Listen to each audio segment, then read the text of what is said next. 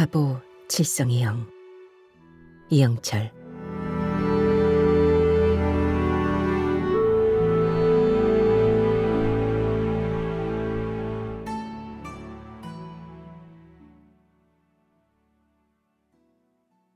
(1960년대는) 특별한 집을 빼고는 너나 할 것 없이 모두가 힘든 시기였다.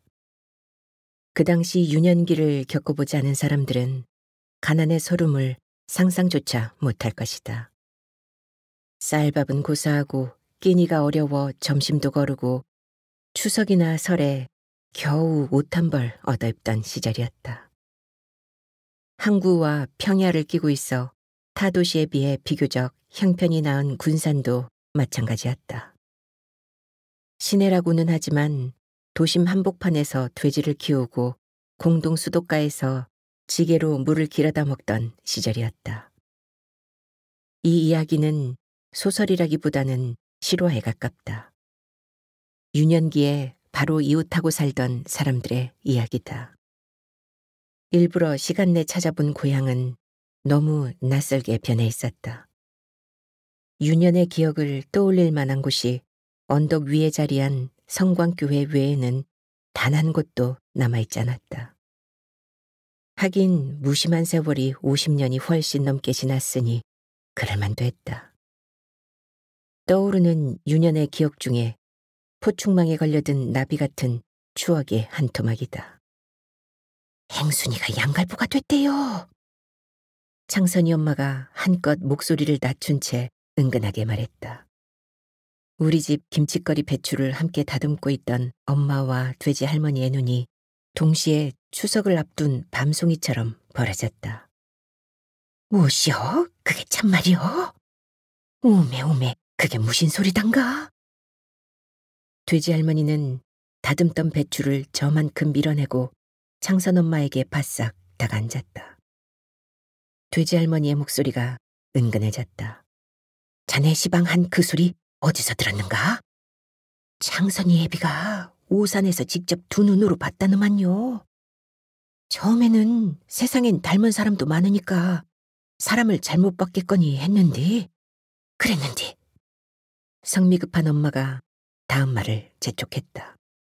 글씨 행순이가 깜둥이와 함께 물건을 잔뜩 사들고 오다가는 창선 아버지와 정면으로 얼굴이 마주치자 얼른 고개를 푹 숙이고 지나가더래지 뭐예요.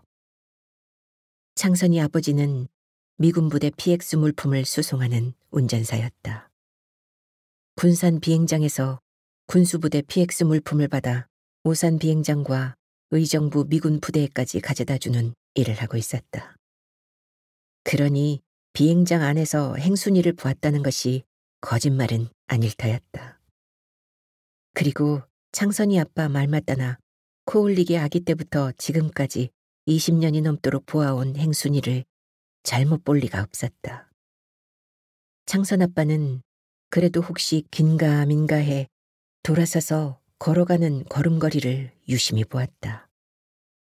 보통 사람들과는 다르게 자세히 보지 않으면 잘 모르는 약간 안짱다리 걸음까지 틀림없는 행순이었다. 세상에 이를 어쩔까이. 그놈의 가시나가 미쳐도 단단히 미쳐버렸는갑다이.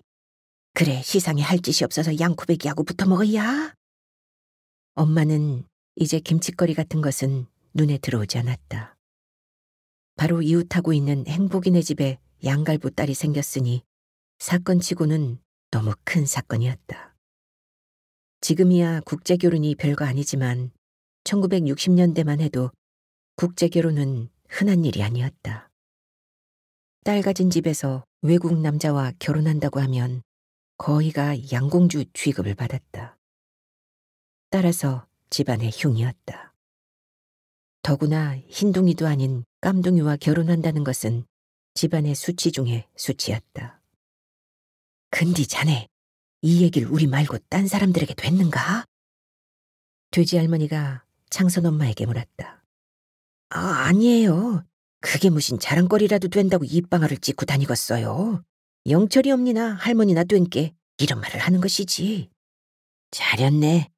이 얘기를 아무한테도 해서는 안 되네. 우리 가정만 알고 말세. 만에 하나 그 애가 행순이가 아니었다면 자넨 행복이 없니한티 머리끄댕이가 한 올도 남아나질 못할 걸세. 돼지 할머니는 장선 엄마에게 단단히 주의를 주었다. 지도 그렇게 생각하누먼요. 그래서 장선이 애비한테도 못 본 걸로 하고 누구에게도 입도 뻥끗 말라고 신신당부했구먼요. 그나저나 이를 어쩐다냐. 행순이 애미나 병석에 누워있는 애비가 알면 까무러칠 텐디. 내가 알기론 행순이 걔가 절대 그럴 애가 아닌디. 돼지 할머니는 심란한 표정으로 담배를 물었다.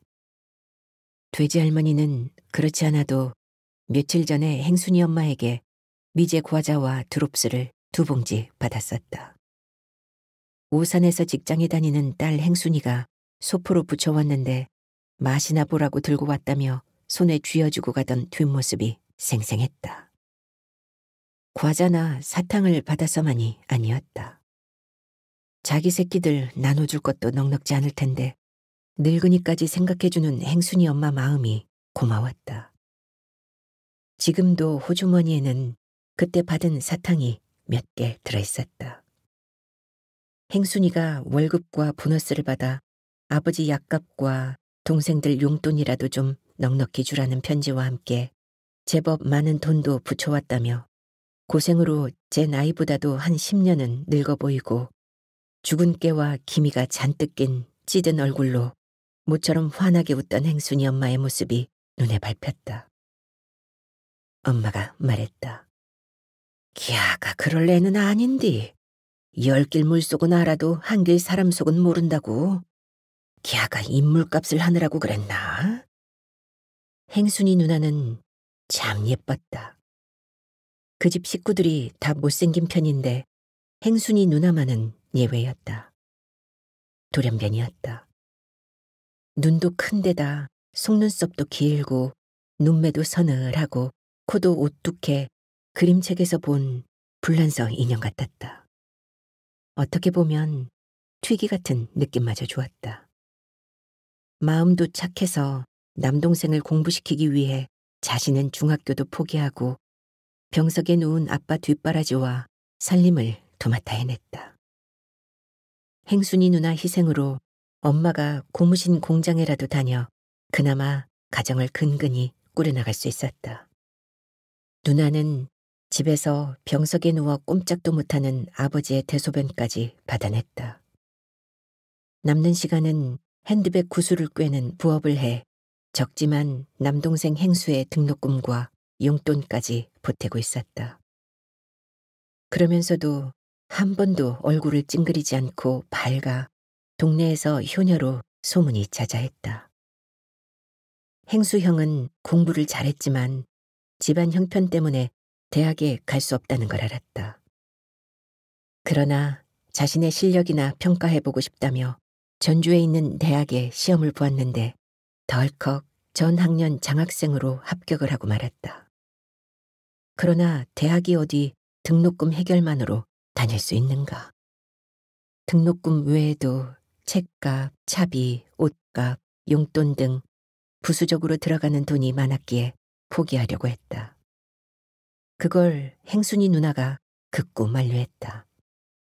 어쨌거나 다 기울어버린 이 집안의 기둥이며 마지막 희망인 행수를 그것도 남들은 못 들어가서 한인 대학에 장학생으로 뽑힌 동생을 이대로 포기시킬 수 없다며 아는 언니가 다닌다는 공장이 있는 오산으로 돈벌이를 떠났던 것이다. 그러나 막내인 행복이 누나마저 고등학교에 들어가고 보니 돈 쓸 일이 자꾸만 늘었고 수입은 원숭이 똥구멍처럼 빨개서 행순 엄마는 늘 돈 때문에 종종 걸음을 쳤다. 그런 집안 형편을 너무 잘 아는 행수 형은 몇 번이나 대학을 때려치우고 돈벌이를 나서려고 했다. 네가 학교를 그만두는 날로 누나 죽는 꼴을 볼 줄 알아. 행순이 누나의 으름장에 행수 형은 어쩔 수 없이 공부에 전념할 수밖에 없었다. 행순이 누나가 자신을 위해서는 한 푼도 쓰지 않고 붙여오는 돈이지만 그것만으로는 행순이 엄마가 대학생, 고등학생 뒷바라지하고 병든 남편까지 부양하기엔 턱없이 부족했다. 보리밥은 고사하고 강냉이죽도 제대로 끓여 먹지 못할 때가 많았다. 그런 와중에서도 병석에 누운 남편 밥만은 꼭 쌀밥을 해서 올렸고 2달에 한 번씩 어떠한 돈을 끌어다가라도 약으로 개를 1마리씩 먹였다. 끼니도 못 있는 주제에 남편 몸보신을 위해 쌀밥과 통개는 무슨 놈의 짓이여. 연료가 따로 없다nin께. 정말 이 세상에 저렇게 착한 여편네는 있지를 않을 것이구만. 이런 말 하긴 뭐하지만 행복이 아버지가 어차피 병을 훌훌 털고 일어나지 못할 바에는 차라리 남은 식구들을 위해서라도 빨리 죽어주는 것이 좋을 것 같여. 동네 사람들은 그런 행순이 엄마에 대해 자신의 시각에서 각기 다른 평가를 내렸다. 행순이가 절대 그렇지 않길 바랬지만 창선이 아버지가 봤다니 틀림없는 사실일 테고 참으로 딱한 일이지. 돼지 할머니는 연신 쓴 입맛을 다시며 이마에 주름을 모았다. 근데 말이오, 걔가 진짜로 깜둥이와 같이 다녔다고는 하더라도 양갈부가 됐다고 확신할 수는 없는 거 아닐까요? 그거야 그러길 바라는 맴이 뻗쳐서 그렇지. 양갈부가 되지 않고서야 멀쩡한 처녀가 무땀시 깜둥이하고 같이 다니겠어. 있지가 안 그려? 내 생각엔 걔가 지 한 몸 희생여서 동상들과 아버지 뒷바라지를 하려고 그런 거 아닌가 하노먼요. 지도 알다시피 공부를 남들처럼 많이 못해서 반반한 회사에 다닐 수는 없는 거고 공장에 다녀본들 매달 받는 돈은 뻔하고 이런 얘기를 하면 뭐하지만 젊은 가시나가 몸뚱어리 하나로 미천 안 들이고 돈을 많이 버는 방법은 그 길밖에 더 있겠어라. 창선 엄마의 말에 모두 할 말을 잃었다. 맞는 말이었다. 군산에도 비행장이 있어 시내에 미군들이 다니는 술집이 많은데 배운 것은 없고 돈은 쉽게 벌고 싶은 아가씨들이 양공주로 빠지는 경우가 허다했다. 그 당시 사회적 여건으로 보아서 돈 벌기는 그 길이 제일 빨랐다. 양공주를 하면서 악착같이 돈을 모아 시골집에 전답이라도 사주고 쓰러져가는 집안을 일으켜 세운 효녀들이 심심찮게 많았던 것도 사실이었다. 그 중에는 정식 결혼으로까지 이어져 미국에 들어가기도 했지만 술과 마약에 젖어 몸과 마음이 망가져 결국은 폐인이 되는 경우도 허다했다. 또 덜어는 몇 년 그 생활을 해 돈을 모은 다음 고향으로 내려가 몇 년 정도 조신하게 있다가는 한국 남자와 결혼하는 경우도 있었다. 소문이 두려워 타 지방으로 가서 양공주 생활을 하는 것이 상식이었다. 고향에서야 집안 망신이고 얼굴이 팔려 누가 그런 여자를 색시로 며느리로 맞아들이겠는가. 남의 집 일이지만 창선이 엄마와 돼지 할머니와 엄마는 함께 걱정이 늘어졌다. 이 일을 어쩐데 글씨. 그나저나 언젠가는 행순이 애미도 알게 될 텐디. 알 때 알더라도 어떻게 우리 입으로 알려줄 수가 있겠어. 돼지 할머니는 행순이 엄마가 준 드롭스를 더는 먹을 수가 없었다. 그런 사실을 알기 전이라면 몰라도 그 드롭스 하나에도 행순이의 눈물과 한숨이 배어있다고 생각하니 가슴이 저려왔다. 남의 일 같지가 않았다. 길거리에서 자주 양코쟁이를 볼 때마다 소름이 돋았다. 흰둥이는 흰둥이대로 깜둥이는 깜둥이대로 왜 그리도 징그러운지 몰랐다. 흰둥이를 보면 키는 장승처럼 커가지고 머리는 노랗고 눈은 쑥 들어간 데다 새파란 눈동자가 무섭기조차 했다. 코도 크고 가슴이나 팔뚝에 짐승처럼 부얼부얼 난 털도 징그러웠다.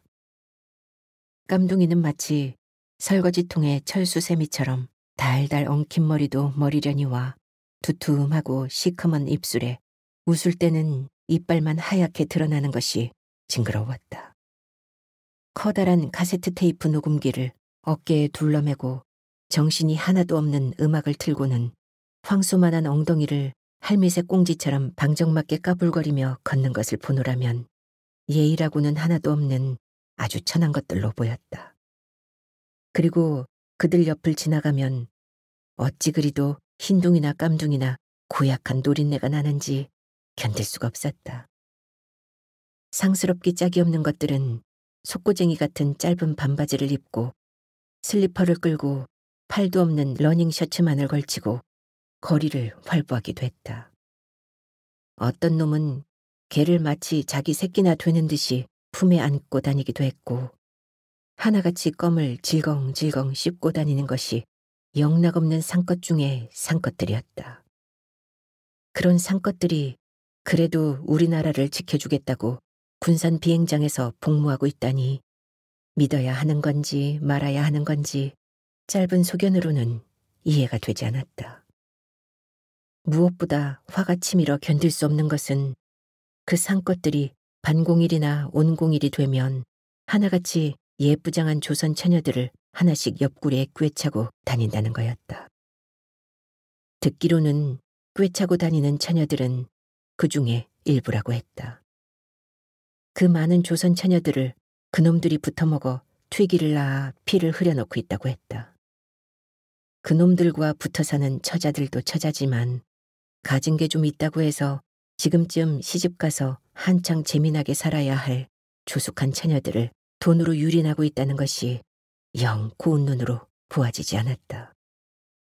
헬로 쪼꼬레트 기브미, 헬로 잡잡 기브미. 꼬맹이들은 몰려다니다 미국 사람을 보면 장난처럼 말을 걸었다. 그것은 꼭 초콜릿이나 껌 등을 얻어먹기 위해서라기보다는 특이한 외모에 대한 호기심에서였다. 그럴 때면 씩 웃으며 간혹 코주머니에서 초콜릿이나 껌 또는 사탕이나 과자를 주는 양코쟁이들도 있긴 했다. 그러나 대부분의 코쟁이들은 들은 채도 하지 않고 지나갔다. 어딜 가도 꼬맹이들에게 아주 지겹게 듣는 소리였기 때문일 것이다. 헤브노, 갓댐 이런 식으로 반응해오는 코쟁이도 있었다. 우리들의 대화에서 코쟁이들에 대한 것이 많았다. 깜둥이는 오줌도 시커먼 걸 싸나 피도 까말걸 팔뚝이나 가슴에 털이 저렇게 많은 걸 보면 조상이 원숭이가 틀림없을 거야. 키도 크고 덩치도 크니까 자지도 한국 사람보다 훨씬 크겠지. 크크크 말족보다 클까.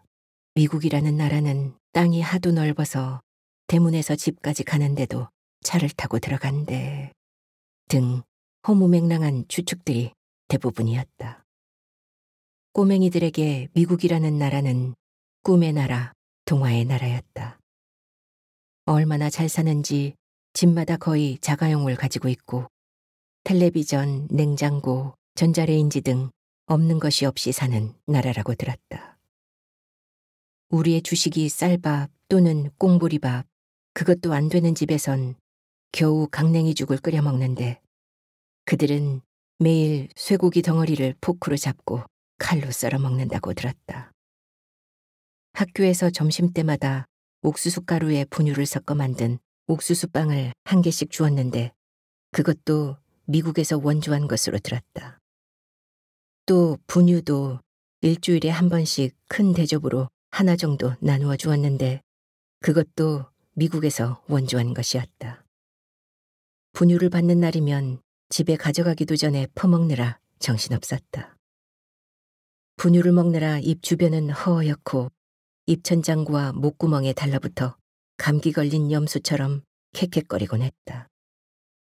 분유는 뜨거운 물과 타먹기도 했고 물에 개어 쪄먹기도 했다. 그런 날은 몸에 익숙하지도 않은 분유를 한꺼번에 많이 먹은 탓에 배탈나 화장실을 고자 처갓집 드나들듯 했다.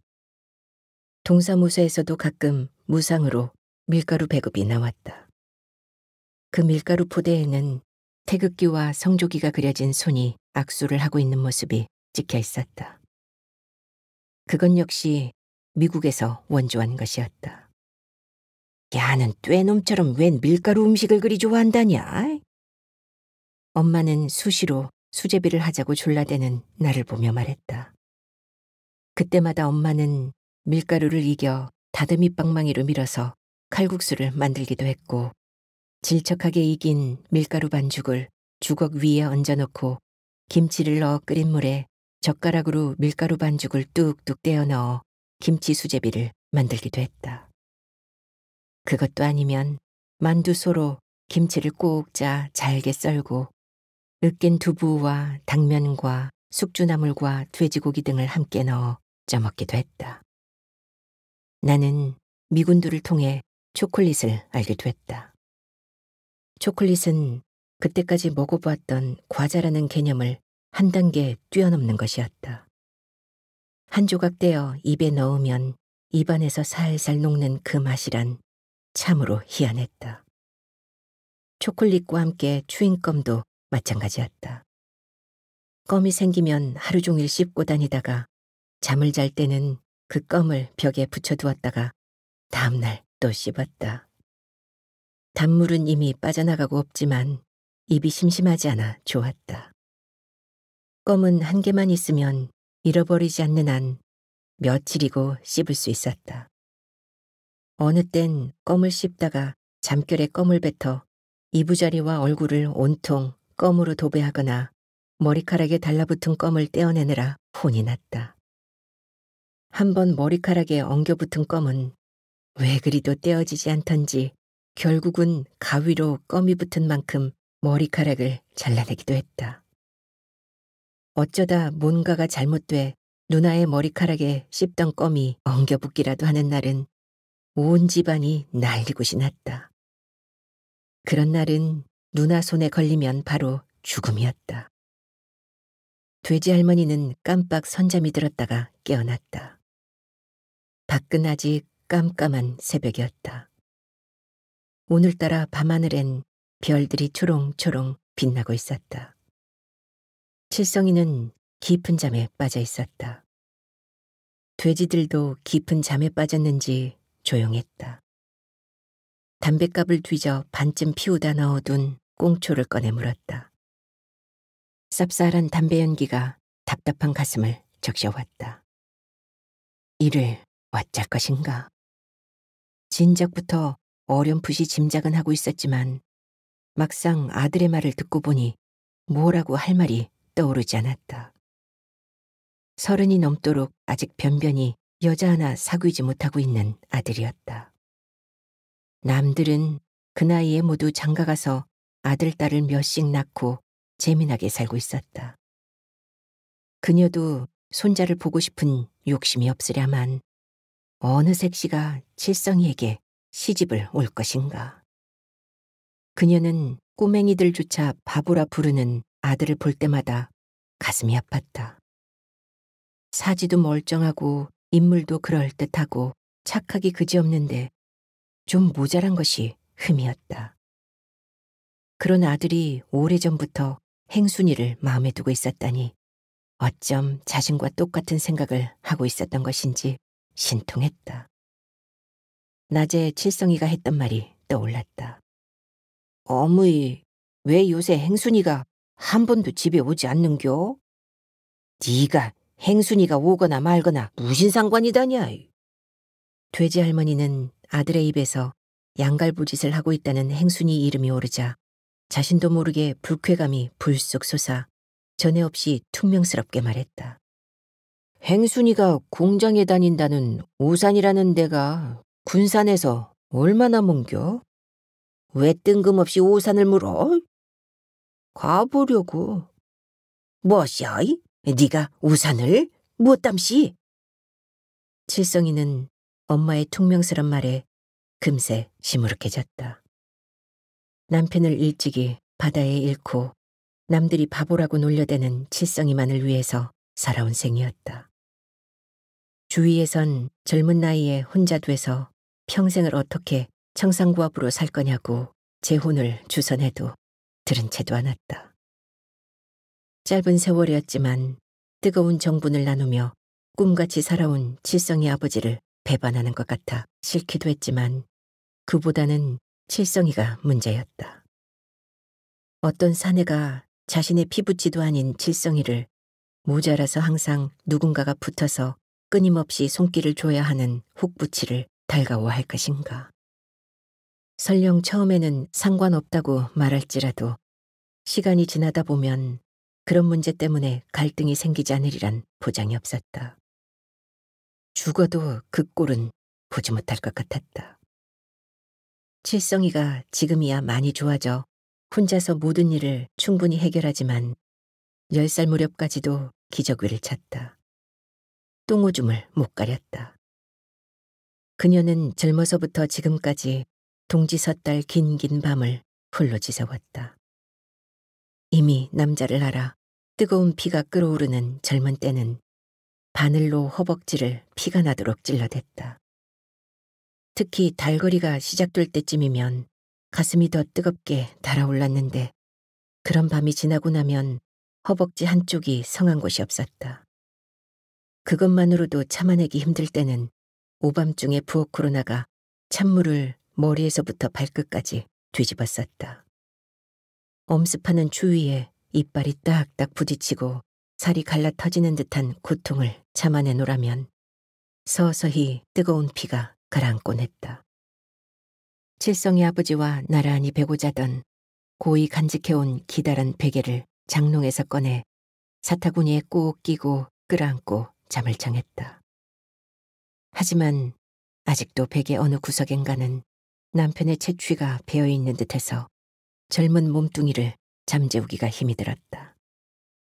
그렇게 밤새 뒤척이다 깜빡 잠이 들어 행여 꿈속에서 칠성이 아버지를 만나기라도 하면 그동안 참았던 운우의 정을 한바탕 펼치다 절정의 순간에 소리를 지르는 제 목소리에 놀라 깨어보면 허망하게도 꿈이곤 했다. 그런데 그 상황이 어찌나 생시 같았던지 자신의 아랫도리가 얼얼하고 촉촉하게 젖어 있곤 했다. 그러한 밤이면 흠뻑 젖은 속고쟁이를 갈아입으며 먼저 간 남편을 얼마나 원망했는지 몰랐다. 남편이 고깃배를 타다 태풍에 휩쓸려 죽고 선주에게서 그 생떼 같은 목숨값으로 받은 돈을 단 한 푼도 건드리지 않고 명산동 너머 언덕에 계복동 바위 땅을 샀다. 그 돈이 어떤 돈인데 함부로 쓸 것인가. 나중에 자신이 늙고 병들어 칠성이를 건사하지 못할 때를 생각해 눈을 딱 감고 썩지도 누가 훔쳐가지도 못하는 땅에 묻어두었던 것이다.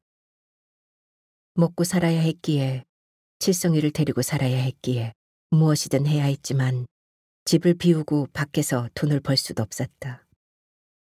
한시도 혼자 두어서는 안 되는 칠성이 때문이었다. 그래서 시작한 일이 명산동 꼭대기 넓은 집터 한쪽에 돼지를 키우는 것이었다. 그것은 부지런하기만 하면 그다지 많은 돈을 들이지 않고도 가능한 일이었다. 명산동에 있는 몇 군데 음식점에서 나오는 음식 찌꺼기를 가져다 불순물을 걸러내고 다시 한번 끓여서 쌀 껴와 섞어주면 됐다.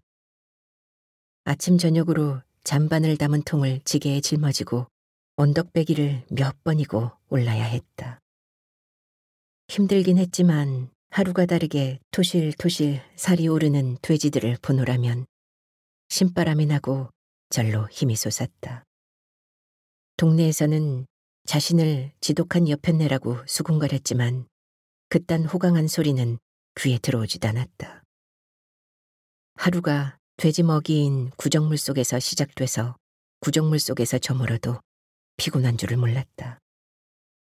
칠성이 아버지 목숨과 바꾼 돈으로 사둔 꽤 넓은 계복동 돌산은 착한 색시가 있어 칠성이를 거둔다고 하면 당신이 숨을 거둘 때 그 땅 문서를 줄 생각이었다.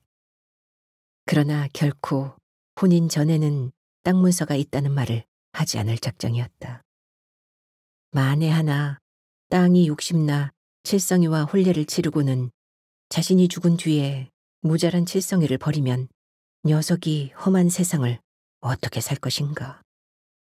생각만 해도 정신이 아득해지고 끔찍했다. 팔려고 생각지 않아 자세히 모르긴 해도 그 쓸모없던 계복동 돌산이 30여 년이 지나자 완전히 금싸라기로 변했다.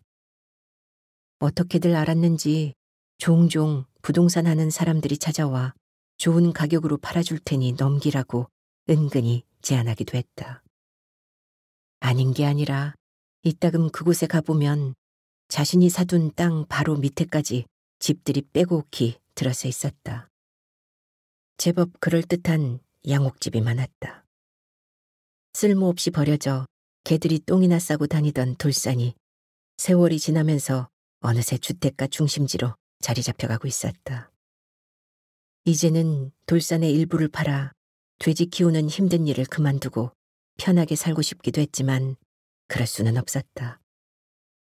아직 칠성이를 맡길 만한 색시가 나타나지 않았을 뿐 아니라 그런 일마저 하지 않고 편하게 지내면 낙을 둘 데가 없었다. 그리고 30여 년이 되도록 해온 일을 하루아침에 그만두기가 말처럼 쉽지도 않았다. 10여 년 전부터 칠성이가 잔반통을 거두어와 힘든 지게질 일은 면했다. 하지만 장가를 든다면 그동안 돼지를 키워 모아둔 돈으로 먹고 사는 데는 지장이 없을 만한 가게를 하나 차려줄 생각이었다. 돌산을 모두 팔면 그런 가게 정도는 몇 개를 열어도 남을 만큼 됐다. 칠성이가 장가를 들어서도 냄새나는 잔반통이나 짊어지고 다니는 것을 보고 싶지는 않았다. 어머니, 오산이 뭐냐니께? 네가 뭐땀시 아까부터 오산 오산 했었는 거요? 네 행순이에게 마음이 있는겨? 그녀는 칠성이의 정곡을 찔렀다. 평소에도 맛있는 것이 있으면 희죽거리며 행순이 준다고 싸들고 나가는 것을 보아온 터였다. 행순이도 칠성이에게 잘했다. 자신이 어디 외출이라도 할 때면 특별히 행순이에게 칠성이 점심을 부탁하곤 했다. 말은 안 했지만 저렇게 착한 애에게 칠성이를 맡긴다면 아무런 걱정 없이 눈을 감을 수 있겠구나 생각하곤 했다. 행순이가 배운 것이 부족하긴 했지만 그것이 무슨 흠이 되겠는가. 칠성이에 비하면 그건 아무것도 아니었다. 인물도 그만하면 어디에 내놓아도 빠지지 않았고 그 집 부모도 선량하고 좋았다. 행순이 엄마도 없이 살긴 하지만 아들이나 병든 남편에게 하는 걸 보면 근본이 되먹은 안악이었다. 그 어려운 살림을 꾸려나가면서도 남편이나 애들에게 얼굴 한번 찌푸리는 걸 본 적이 없었다. 예전 일이지만 무거운 잔반통을 짊어지고 언덕을 올라오는 걸 보기라도 하면 하던 일을 집어던지고 뛰어와 지게를 벗겨 자신이 짊어져 집까지 가져다 주곤 했다. 그건 행순이도 마찬가지였다. 피 한 방울 섞이지 않은 남이지만 이웃으로 지내며 명산동 토박이로 살면서 웬만한 일가부치보다 따뜻한 정을 나누고 있었다. 행순이 걔가 오산에서 이 양글. 그녀는 무심코 내뱉다 얼른 입을 다물었다. 그녀는 오래전부터 차마 행순이 엄마에게 입이 떨어지지 않아 행순이를 칠성이 짝으로 달라고 말을 못했다. 그런 애가 아무리 동생 학비와 아버지 약값을 벌기 위해서라지만 양갈부짓을 하고 있다고 생각하니 기가 차고 억장이 무너졌다. 이럴 줄 알았으면 별 미친 할망구를 다 보겠다는 욕을 바가지로 들을 망정 진즉에 행순이 엄마에게 칠성이와 행순이를 짝으로 맺어주자고 말이나 해볼 걸 그랬다는 때늦은 후회가 밀려왔다.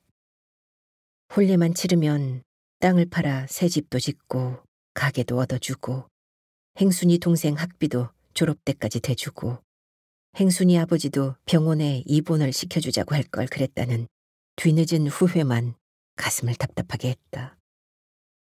평소 보아온 행순이라면 당장 땅을 팔아주어도 절대로 허튼 마음을 먹지 않을 거라는 믿음이 있었다. 칠성이가 풀이 죽은 목소리로 말했다. 행순이가 보고 싶어, 어머니.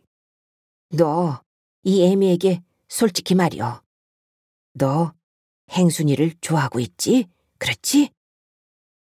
칠성이는 황소처럼 커다랗고 순박한 눈망울을 껌벅거리며 엄마를 똑바로 보지도 못하고 얼굴을 붉힌 채 천천히 고개를 끄덕였다.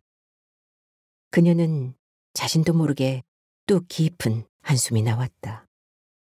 속이 상해 괜한 칠성이의 널찍한 등짝을 몇 대 때렸다. 에이, 이놈아. 그렇담 진작 애미에게 말하지 않고 부끄럽게 그런 것을 어떻게 말여. 꿈도 크지. 행순이 걔가 너 같은 놈을 뭐가 좋다고 하겠냐.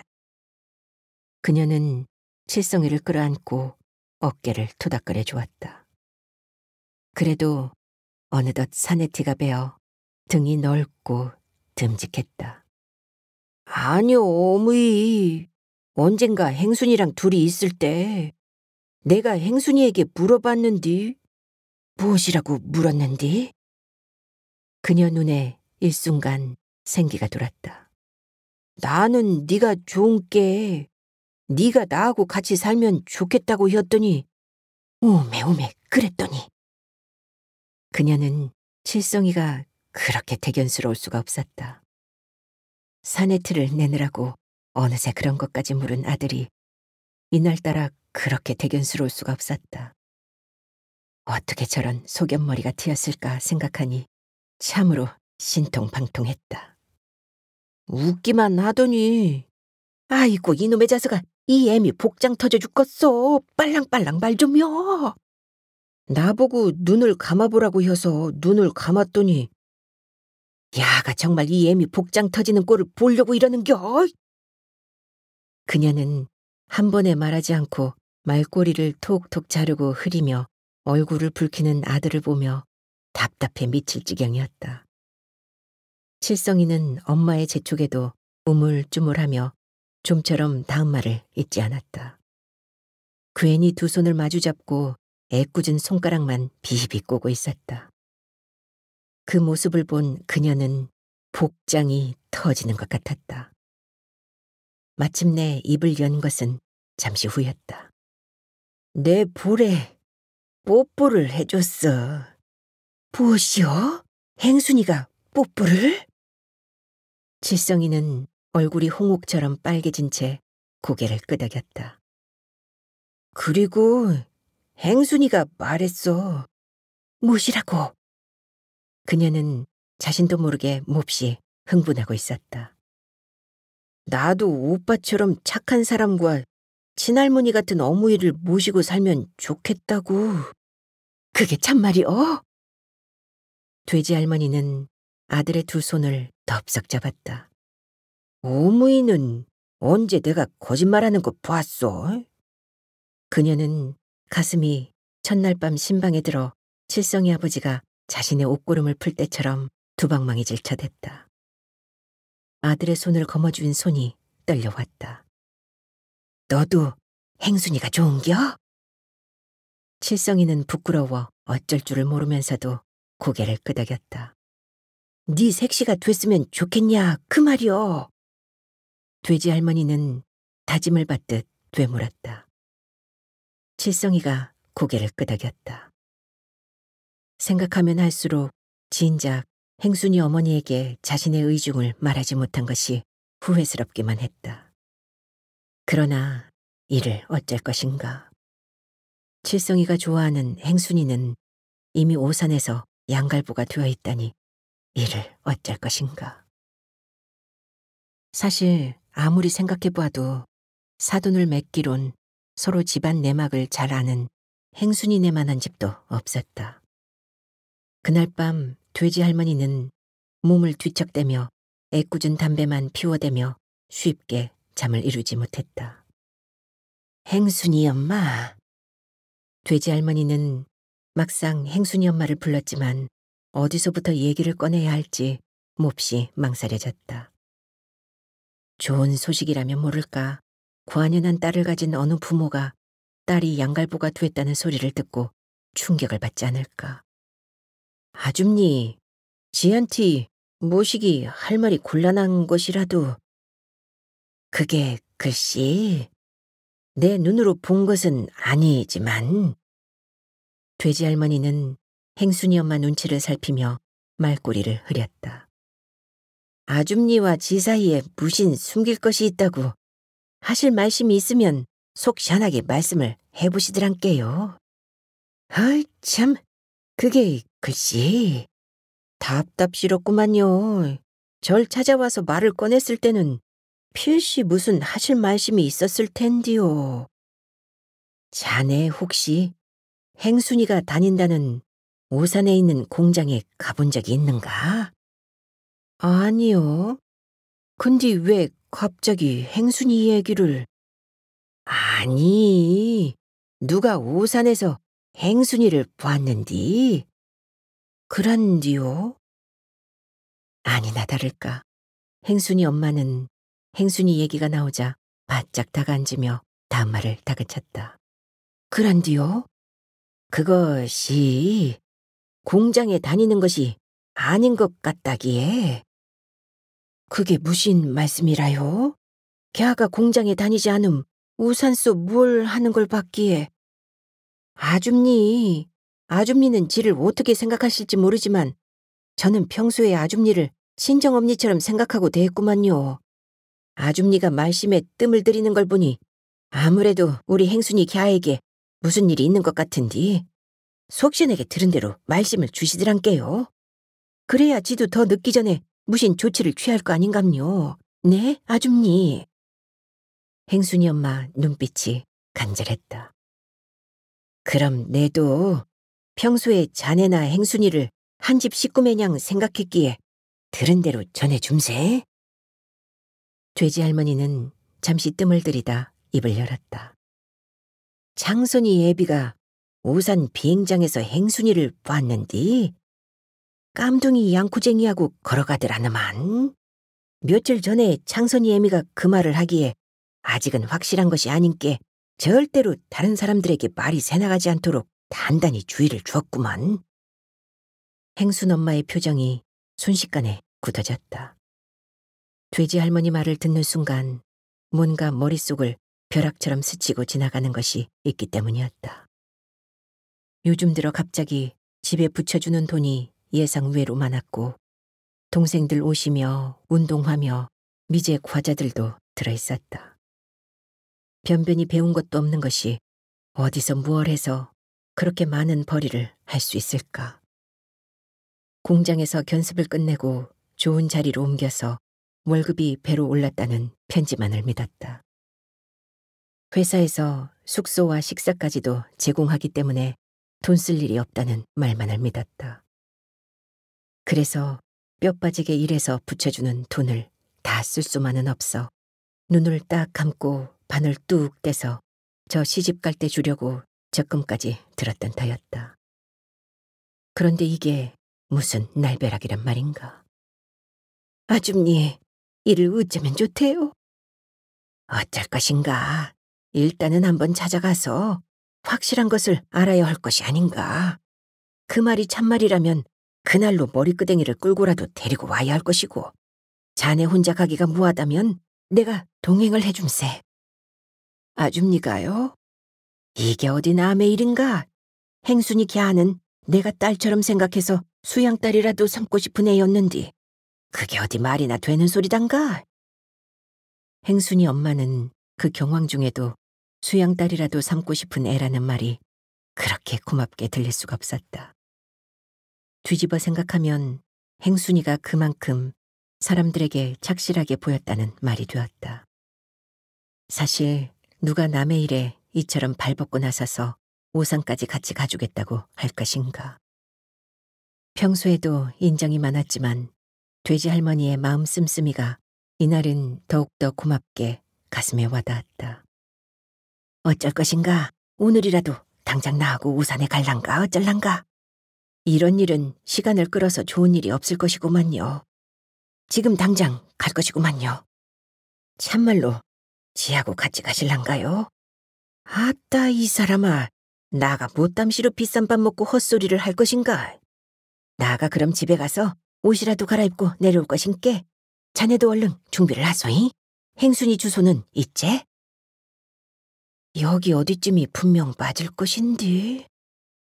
행순이에게 전화를 걸 수도 있었지만 현장을 잡기 위해 두 사람은 편지가 왔던 집 주소를 가지고 직접 찾기로 했다.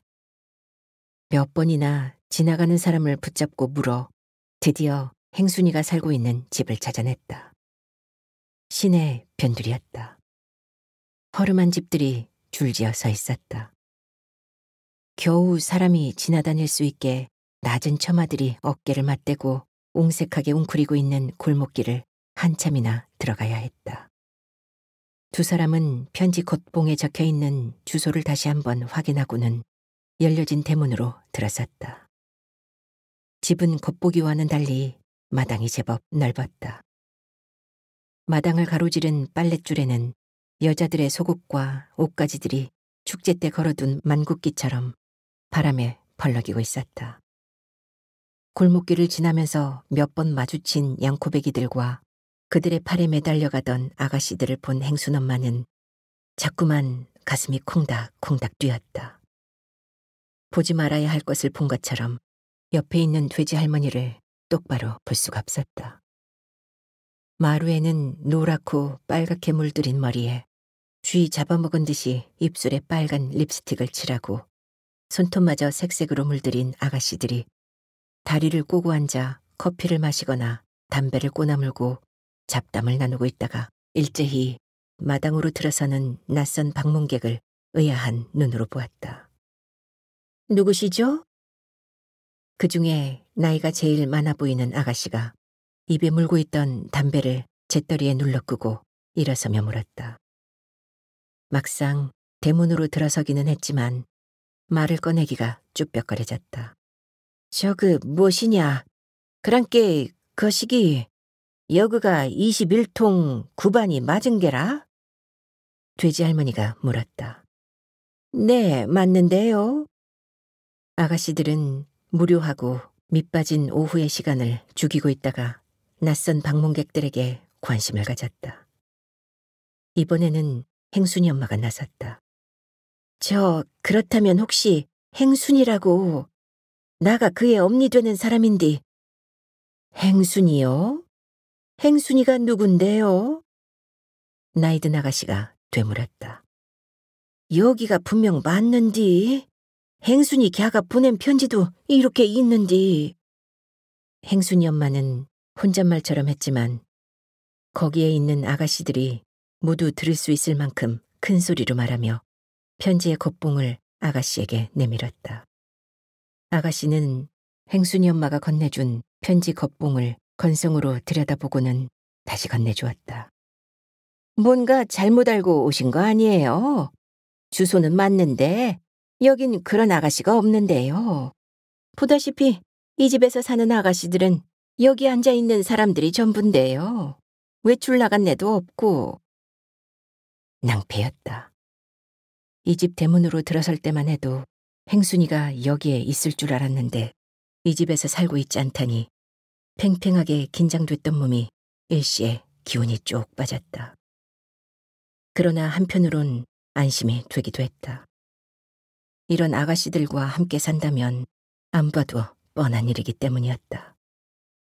그렇다면 행순이가 여기에서 살지 않는다고 해도 연락이 된 것만은 사실이었다. 답장을 보내면 다시 편지가 왔던 것이다. 그런 상황으로 볼 때 이 집에서 살고 있지 않더라도 연락처를 이곳에 둔 것은 틀림없었다. 행순 엄마, 그러지 말고 행순이 사진을 보여줘봐. 그럼 알 수 있을지도 모른게. 돼지 할머니가 행순 엄마를 재촉했다. 돼지 할머니의 말이 맞았다. 혹시 행순이가 제 이름을 숨겼다 하더라도 그들이 사진을 보면 금세 알아볼 터였다. 여기 사진이 있는디 오래전에 찍은 것이라 얼굴이 쬐끔 달라 보이긴 하지만. 행순 엄마가 사진을 내밀자 아가씨들이 우르르 몰려들어 건네준 사진을 보았다. 아하, 옆집 주인집에 새들어 사는 아가씨 엔젤이구만. 아가씨 말에 행순 엄마와 돼지 할머니는 동시에 서로 얼굴을 마주 보았다. 분명 행순이를 알아보는 것이 확실한데 엔젤이 무엇인지. 행순이를 보자마자 그렇게 부르는 것이 영 귀에 설었다. 저 실례지만 엔젤이 무엇이라요? 행순 엄마의 말에 사진을 보려고 둘러섰던 아가씨들이 일제히 비눗방울 같은 웃음을 터뜨렸다. 웃음이 잦아든 것은 잠시 후였다. 웃어서 미안해요, 아줌마. 엔젤이란 영어로 천사란 뜻인데 여기선 한국 이름을 부르지 않아서 행순이라는 아가씨를 우리가 부르는 이름이에요.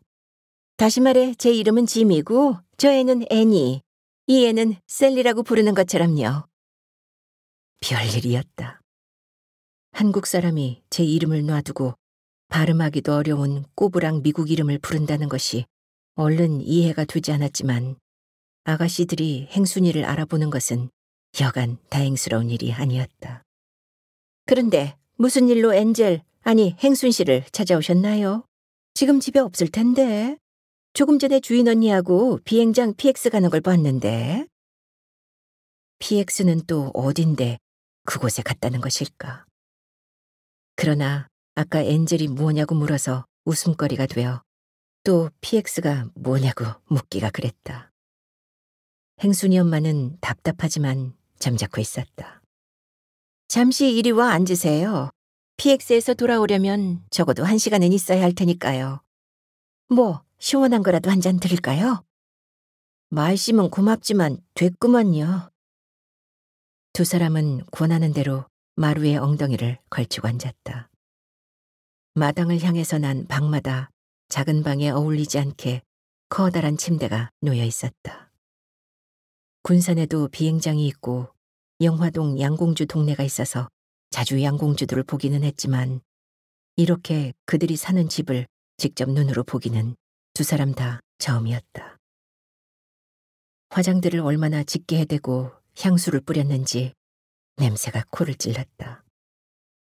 아가씨들은 처음에 가졌던 호기심을 거두고 햇빛이 드는 마루 한쪽에 다시 모여 앉아 화투판을 벌였다. 돼지 할머니가 있는데도 아랑곳하지 않고 모두 담배를 꼬나물고 속옷이 보이거나 말거나 다리를 걷어붙이고 화투에 열중하고 있었다. 행순 씨에게 무슨 일이라도. 조금 전 사진을 보고 행순이를 엔젤이라 부르던 나이든 아가씨가 커피잔에 뜨거운 물을 부으며 조심스럽게 물었다. 외모는 그들과 같았지만 커피라도 한 잔 타오는 마음 씀씀이가 깊었다. 갑작스런 두 사람의 방문이 궁금한 모양이었다. 행순 엄마는 잠시 망설이다가 여기까지 오게 된 사실을 솔직히 말했다. 그것이 오히려 지금까지 행순이가 살아온 생활을 알게 되는데 도움이 될 거라는 판단에서였다. 어차피 모든 걸 각오하고 온 마당이니 속이나 시원하게 불쌍한 것이 여태껏 부모들을 속이며 살아온 내력이나 알고 싶었다. 뭔가 오해가 있었던 게 분명하네요. 행순 씨는 우리와 같은 생활을 하지 않았어요. 어머님은 행순 씨가 전부 다 집에 돈을 더 붙여준 것을 염려하시는 것 같은데 그것은 그만큼 고생을 했기 때문이에요. 아가씨의 말을 들으며 행순 엄마는 답답하던 가슴 한구석이 시원하게 뻥 뚫리는 기분이 들었다. 여기 있는 아가씨들과 같은 양갈보짓을 하지 않았다는 그 말 한마디만으로도 감사하고 또 감사할 따름이었다. 그건 돼지 할머니도 마찬가지였다. 행순이를 얼싸안고 덩실덩실 춤을 추고 싶은 심정이었다. 그녀의 말에 의하면 행순이는 주인집에 방을 얻어 자취를 시작했다. 바로 옆집은 양공주들에게 세를 내주고 있었다. 자연히 그들과 자주 어울리는 시간을 갖게 된 행순이는 친해졌고 공장에 다니는 행순이는 한 푼이라도 더 돈이 필요했기에 그들이 가장 싫어하는 빨래를 해주고 얼마간의 돈을 받았다. 여러 명의 빨래이기에 그 품삯이 꽤 됐다. 낮에는 공장에 다니고 밤에 빨래를 했다. 사람들은 그렇게 고생을 하지 말고 그만한 인물과 나이면 아예 양공주로 나서라고. 그러면 더 많은 돈을 벌 수 있을 텐데 웬 고생을 그렇게 사서 하느냐고 했다. 하지만 행순이는 그들의 말에 그저 빙그레 웃기만 했다. 주인 아줌마는 미군들로부터 미제 물건을 받아 장사를 했는데 워낙 말이 없고 성실한 행순이를 보고는 장사의 일부를 행순이에게 떼어주었다. 그녀는 오랫동안 양공주 생활을 했기에 나이가 들었어도 불임이 돼 자식이 없었다. 그런 이유로 늙음하게 자식 하나 없던 터에 착한 행순이를 친딸처럼 의지하고 살고 있다고 했다. 몇 달 전부터는 주인집 아줌마가 갑자기 아팠고 행순이는 주인 아줌마 요청에 따라 공장을 그만두고 아예 미제 물건 장사를 모두 맡아서 대신하고 있었다. 오산 비행장에서 보았다는 그 깜둥이 미군은 오래전부터 행순이를 보고 홀딱 반해서 죽자 살자 쫓아다니는 브라운이라는 장교가 분명할 거라고 했다. 브라운은 미국의 가족이라곤 아무도 없는 고아로 한국에 와서 주인 아줌마를 만나 누나를 삼았는데 두 사람의 사이가 친남매 이상으로 좋았다. 그런 연유로 행순이가 미제 물건 장사를 하는데 음으로 양으로 많은 도움을 주고 있는 고마운 사람이었다. 주인 아줌마와 브라운이 그런 사이다 보니 행순이도 브라운을 오빠처럼 생각하고 따랐고 이 바닥에선 젊은 남녀가 팔짱을 끼고 다니는 것은 한국 사람들이 악수를 하는 것보다도 더 아무렇지도 않은 일이니 걱정할 것이 없다는 얘기였다. 아가씨는 마지막으로 한마디 덧붙였다. 엔젤은, 아니 행순 씨는 워낙 몸가짐이 단정해서 절대로 어머니가 생각하는 것처럼 불미스러운 일은 없었을 거예요. 제가 보증을 서라면 설 수 있어요. 아가씨도 오늘에야 행순이가 그렇게 억척스레 돈을 벌어서 병든 아버지 약값과 동생들 학비를 대고 있다는 것을 알았노라고 했다. 자신도 시골에서 고생하며 사는 부모님과 동생들을 생각해서 적금이 끝나는 내년이면 조그만 가게라도 차릴 돈이 되면 남들이 손가락질하는 이 생활을 그만둘 거라고 했다. 행순 씨 어머니를 뵈니 갑자기 엄마 생각이 나네요. 아가씨는 끝내 목이 맸다. 돼지 할머니는 마루 한쪽에 모여 앉아 화투를 치며 시시덕거리는 고만고만한 나이의 처녀들을 눈여겨보았다. 요란하게 물들인 머리와 짙은 화장과 손톱의 매니큐어가 처음 볼 때 느꼈던 역겨움보다는 연민으로 가슴이 찡했다. 저 애들도 부모를 잘 만나 제대로 교육을 받고 컸더라면 지금쯤 대학에 다니거나 좋은 신랑을 만나 결혼해 아들, 딸 낳고 한창 재미나게 신혼을 즐길 나이들이 아닌가. 사람들로부터 손가락질을 당하고 업신여김을 당하는 것 모두가 순전히 가난이 유죄라는 생각이 들었다. 저들 중에서 과연 몇이나 본인이 좋아서 그 길로 나섰을까 하는 데까지 생각이 미치자 남의 일 같지 않게 가슴이 저리듯 아팠다.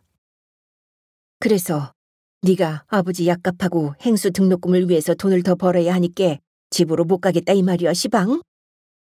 여기 계신 수양 엄니도 지를 친딸처럼 대해주시고 장사도 자리가 잡혀서 돈을 제법 버니께 몇 년만 참아주시란께요 엄니. 행수가 대학교 졸업할 때까정만 이 장사를 할 것이구만요. 여기 계신 엄니도 그렇게 하기로 했다니께요. 행순이는 단호했다. 행순이를 딸로 삼고 장사를 하도록 미천까지 대주었다는 주인 여자는 모녀간의 대화를 들으면서 아무 말도 하지 않고 묵묵히 커피잔만 기울였다. 행순 엄마는 군산에 있을 때보다 입성이며 얼굴 때깔이 한결 좋아진 딸을 보며 겉으론 언성을 높였지만 사실 할 말이 없었다. 막상 행순이를 군산으로 끌고 간다 해도 군산엔 행순이가 다닐 만한 변변한 직장도 없었다. 기껏해야 경성 고무신 공장이나 북선 제지 정도인데 그나마 그곳에 취직을 하려면 그곳에 높은 사람과 줄이 닿는 백이 있어야만 했다. 어쨌거나 현재는 행순이가 매달 붙여주는 돈이 없으면 행수도 대학을 때려치워야만 할 형편이었다. 거기까지 생각이 미치자 가슴이 답답했다. 돼지 할머니는 모녀 간의 대화를 들으며 자신이 나서야 할 시점이라는 것을 느꼈다. 행순이를 남다르게 생각하는 칠성이의 마음을 안 이상 더 망설이고만 있을 수가 없었다. 그러나 칠성이 말처럼 행순이가 설령 칠성이 볼에 뽀뽀를 해주었다 하더라도 행순이의 진심이 무엇보다 중요했다. 정말로 행순이가 칠성이를 오빠 이상으로 생각하고 있는지 확실하게 물어보아야 할 시점이었다. 행순아, 나아가 나설 자리는 아니다만. 돼지 할머니는 헛기침을 몇 번 했다. 사실 네 엄니와 나가 이렇게 부랴부랴 오상가정 한 걸음에 달려온 것은 너에 대한 나쁜 소문을 들었기 때문이란께. 그런데 여기 와서 보니께 그 소문이 잘못된 것이란 걸 알았단께. 그러나 니도 입장을 바꿔놓고 생각을 해보면 알 것이여. 이 시상에 어떤 부모가 딸이 양공주가 됐다는 소리를 듣고 가심이 떨리지 않겠냐. 돼지 할머니는 차분한 목소리로 말하면서 행순이의 얼굴을 찬찬히 뜯어보았다. 참으로 보면 볼수록 착하디 착하게 생긴 애였다.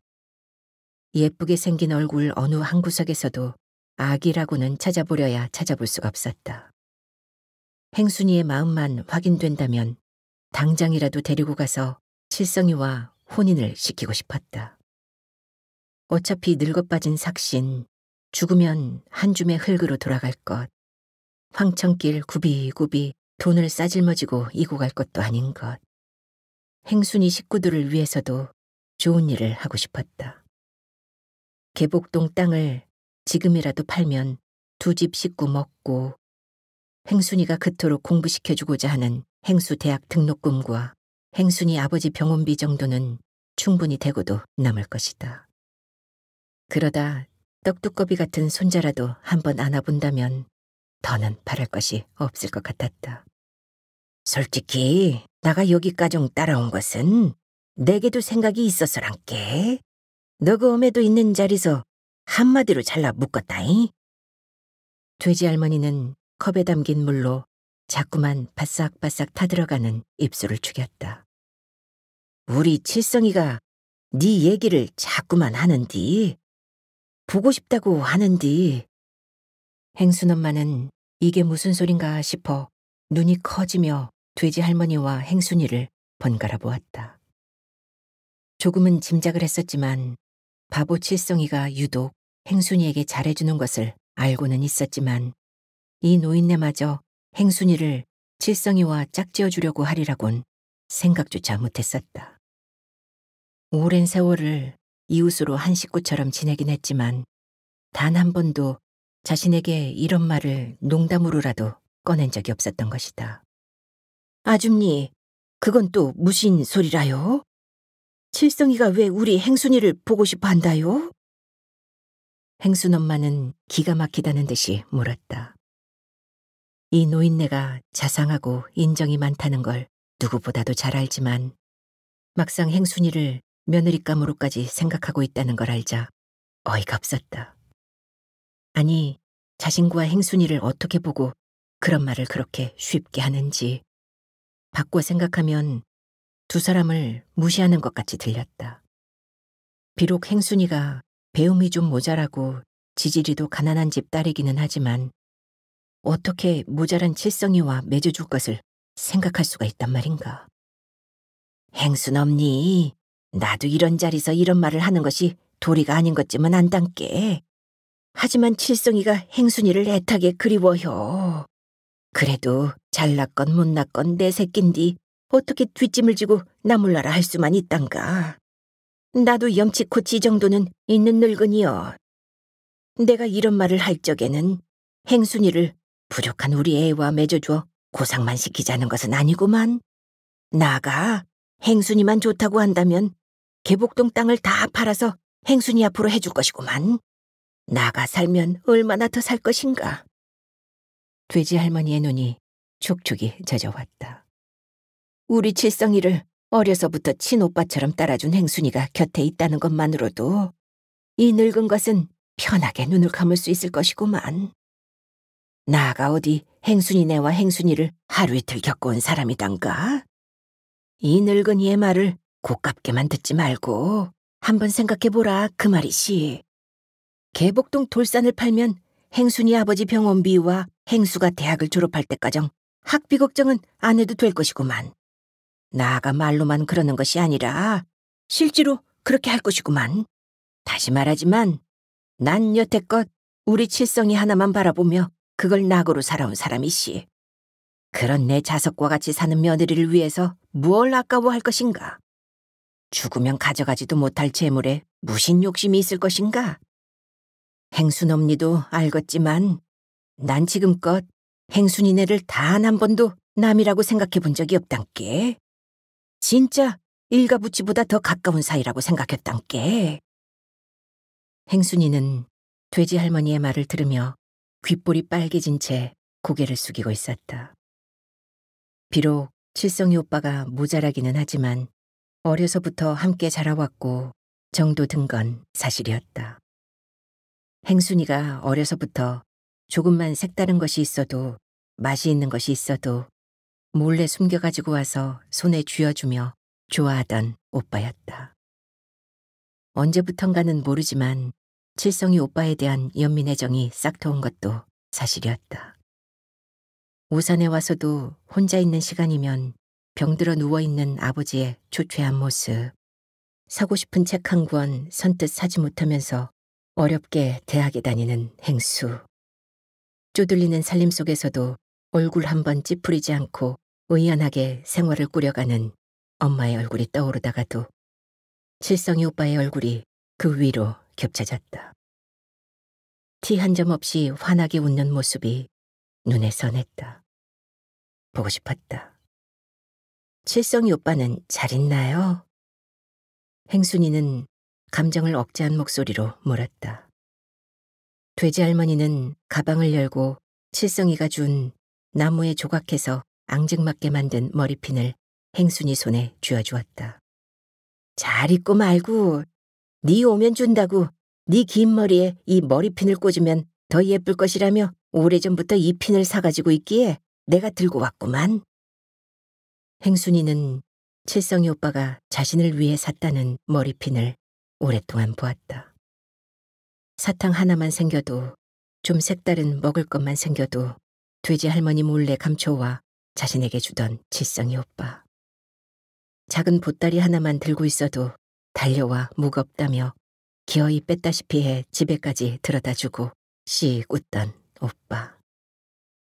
먼 옛날 자신이 초등학교 다닐 때 길에서 만나면 쬐그만 놈이 학교 다니느라 다리가 아프겠다며 가방을 빼앗아 들고 등에 업어 집에까지 데려다주던 오빠. 평소엔 그렇게 순하면서 만약에 누가 때리기라도 하면 불같이 화를 내며 때린 녀석을 끝까지 쫓아가 늘씬하게 패주던 오빠. 그래서 다른 애들은 고무줄 놀이하다가 동네 개구쟁이들에게 고무줄이 끊기곤 했지만 칠성 오빠가 무서워 그 누구도 자신의 고무줄만은 건드리지도 못했었다. 행순아, 가자.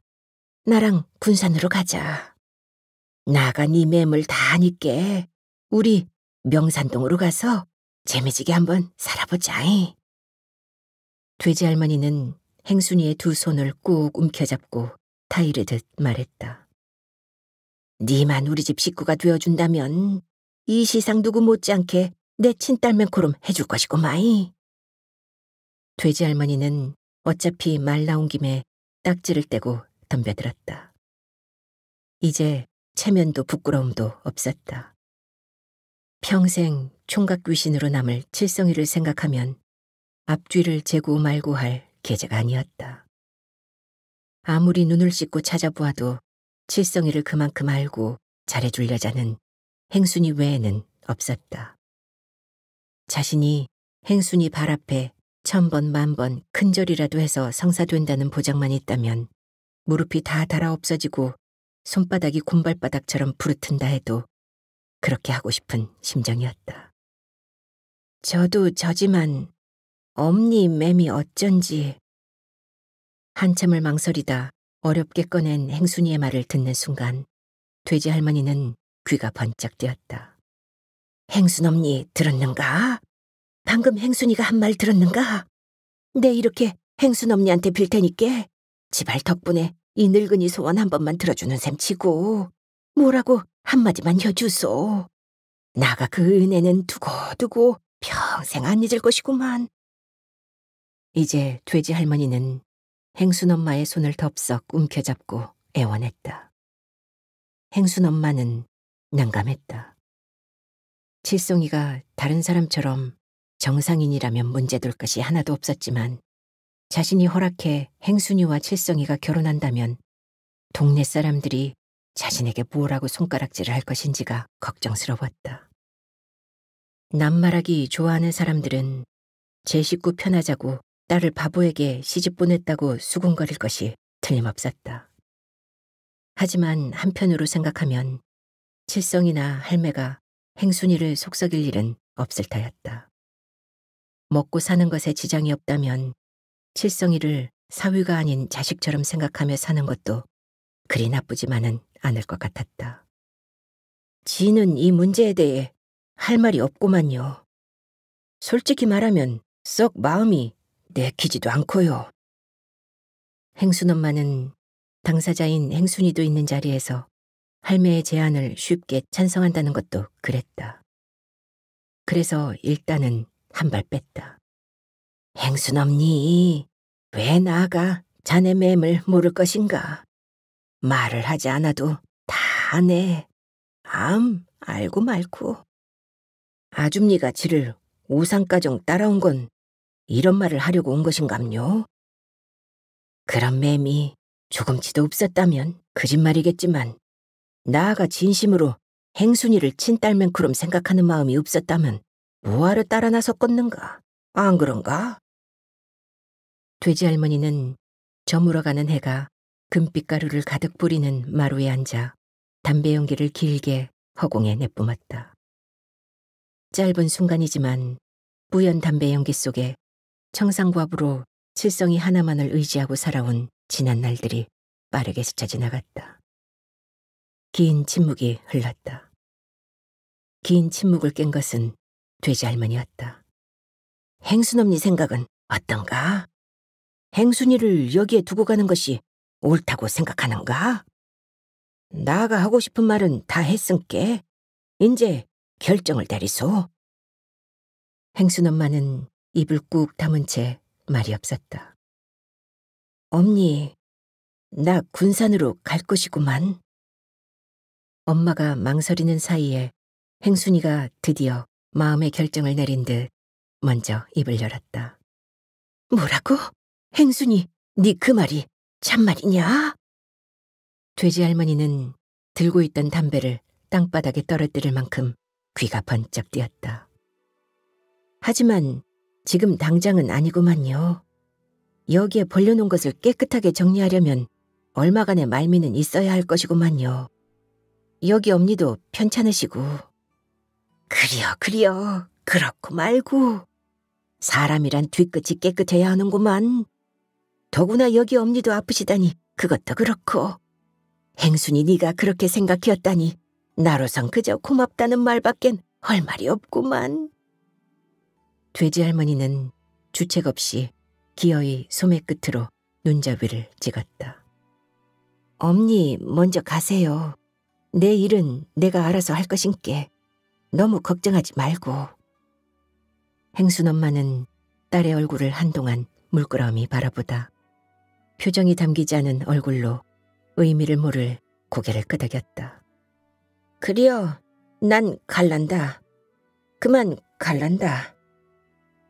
그때까지 한마디 말도 없이 듣고만 있던 행순이를 수양딸로 삼은 주인집 여자가 붉어진 눈시울로 행순이의 어깨를 감싸 안고 토닥여 주었다.